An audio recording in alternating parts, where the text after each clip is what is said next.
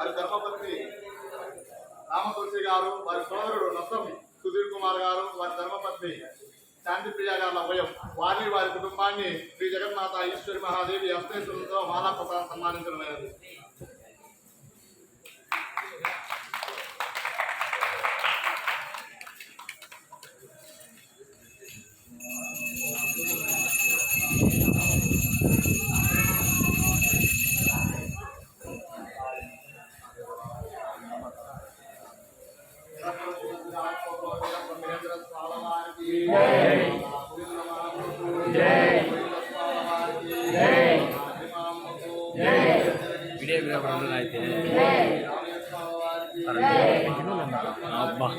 పైన జరిగిరాలి అందుకే కిందకి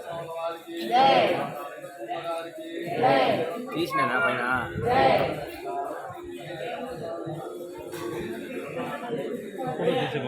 రావడం అసలు క్లారిటీ రావడం నాకు అర్థం కదా. 3 సెల్లులు ట్రై చేసినా అట్నే ఉంది.